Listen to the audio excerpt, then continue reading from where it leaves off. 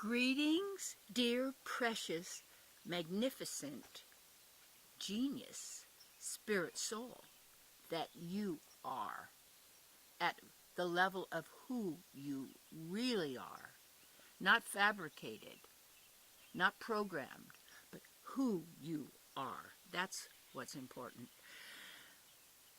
Wow. Beautiful, beautiful, beautiful now.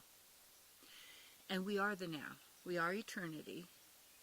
My topic is ignorance is never bliss. So people say, oh, ignorance is bliss. If I don't know it, it won't bother me. Well, wait a minute. Let's look at that. It has a partial truth, a little bit.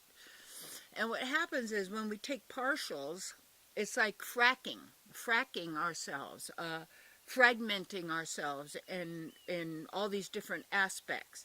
But when you bring yourself all together, there is no fracking. There is no, what would you say,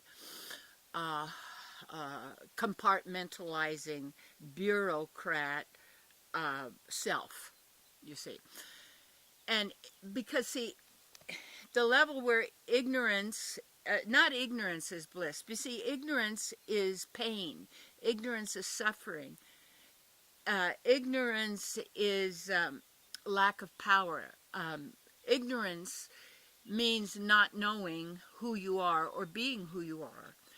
And one of the keys that we need to be aware of is that probably the greatest mistake anybody could make is not using this opportunity of where we are and what's going on and being here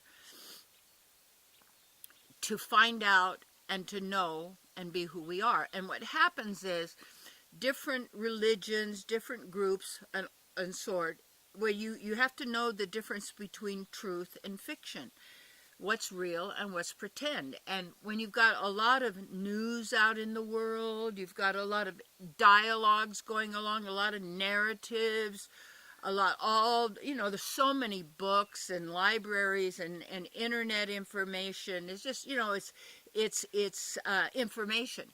But so much information is only about the outer realm, dissecting it, labeling it, categorizing it, all words, basically.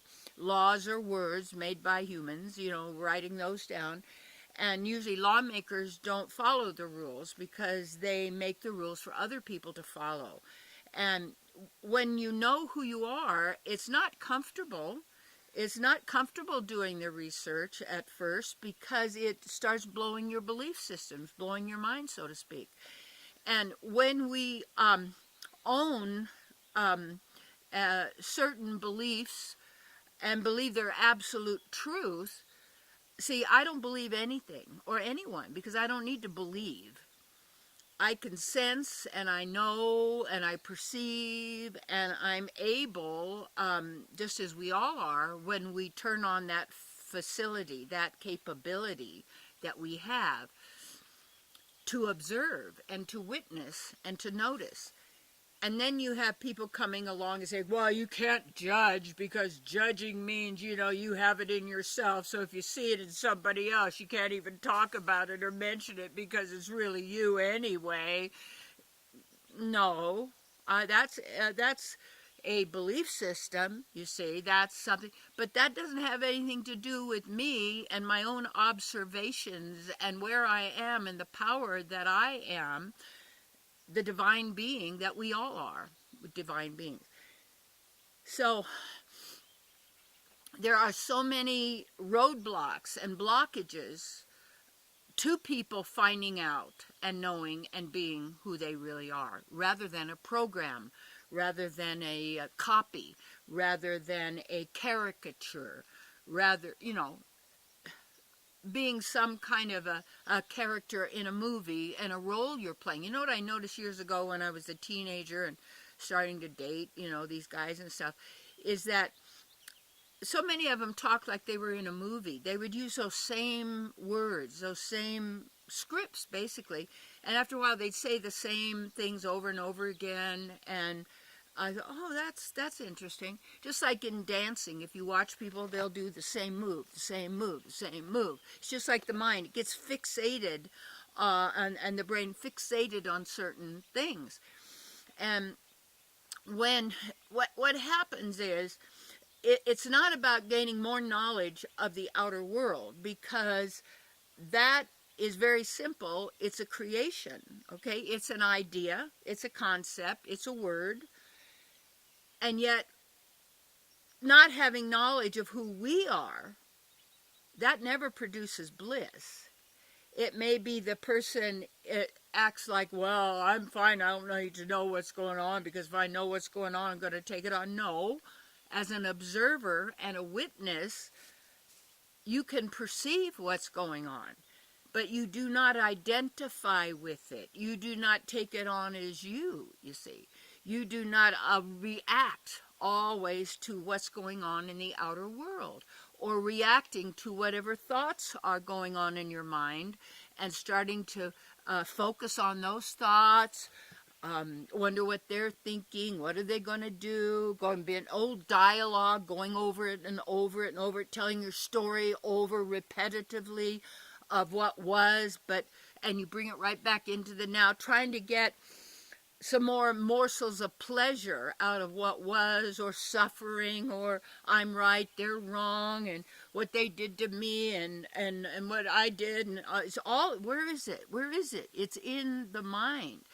And we then make that real. So the essential thing is really that knowledge, knowingness of who you are, and also having the philosophy, or the knowledge of how this realm operates, how you're operating, the powers that you have. And when you delve into that it's not about outer space. This is all a distraction. Well, we got to go find some other place to get to, and yeah, all of this. I wonder if it's all a big program. And all of that is because it operates on programs. That's basically what it does. The outer realm, the virtual reality, you might call it, the overlay to the divine and the spiritual, is a program, many programs. And like, I'm teaching a course called Mastery and Manifestation. And it'll be starting in July. So if you're up in this area, and you want to come, let me know, email me or whatever. And I'm also doing a workshop retreat, a 3-day, 4-day, basically, because it starts usually on Thursday night and goes through till Sunday after lunch, and in the early afternoon, whenever people need to leave, maybe some to get to the airports and do that sort of thing. And also in that workshops, I have 6 or less people, because I like to keep everything more intimate and smaller, so that we can really focus on each person, and each person gets the maximum results possible, because that's my intention. You see, I'm working for you.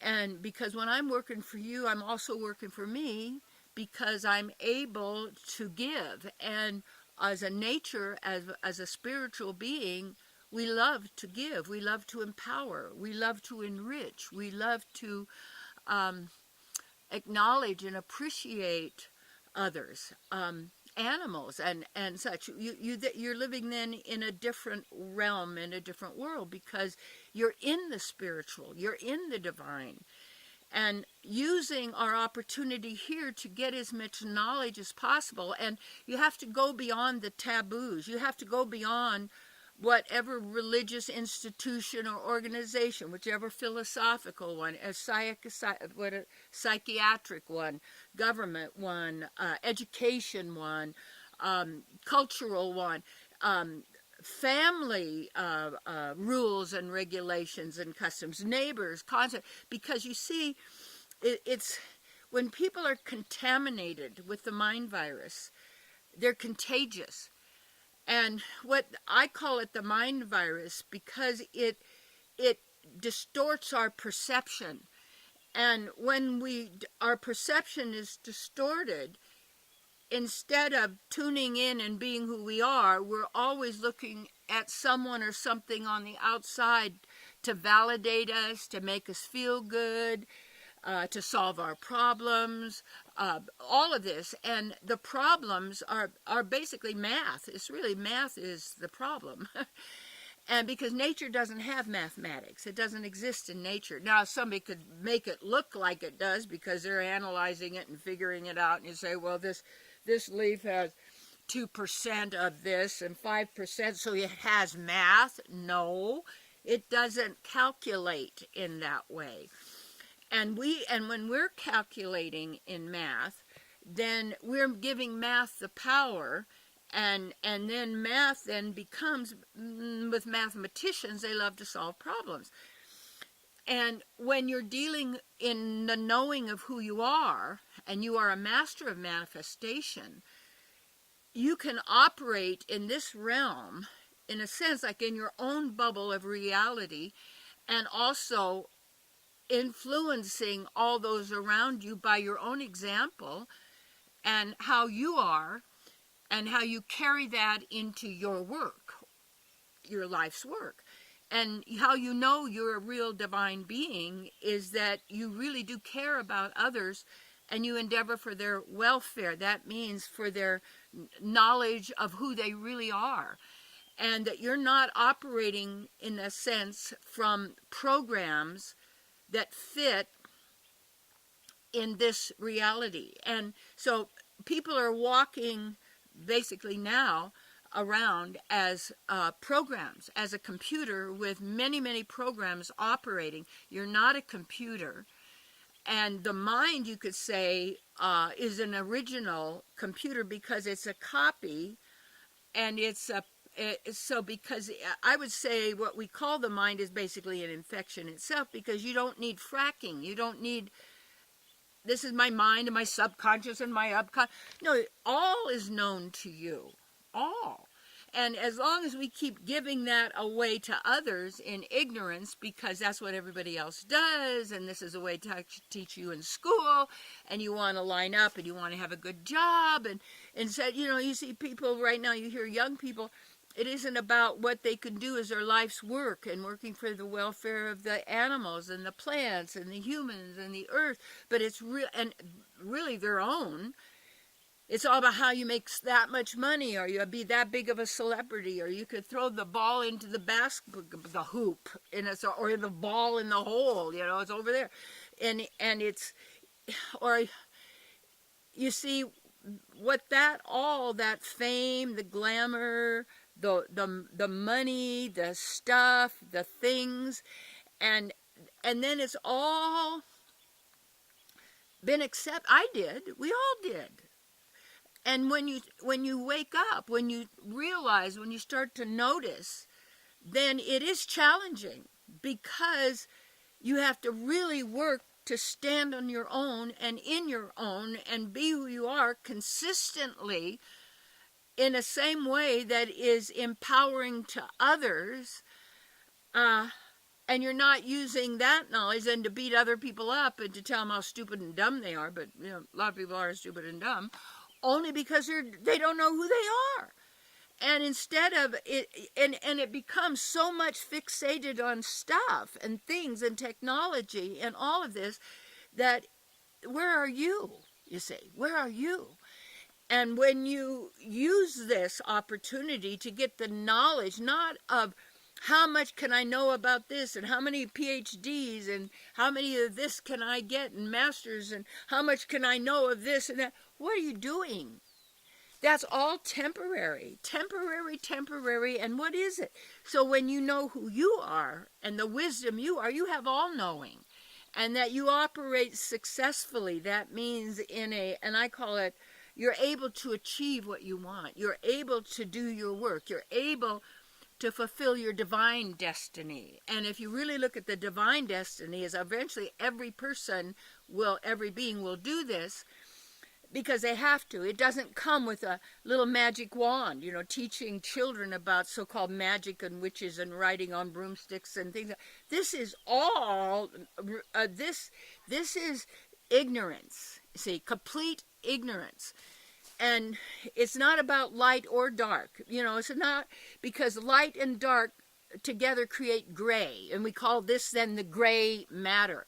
No, they say, well, if you don't go to the light, you'll have to go to the dark. If you go to the dark, forget light and dark. These are abstracts. These are, again, math. These are, again, images. These are, again, programs, you see. And if you're operating by a program, the program is controlling you, not knowing that you're agreeing to and accepting the program as an absolute reality and denying your own self as the absolute. You see?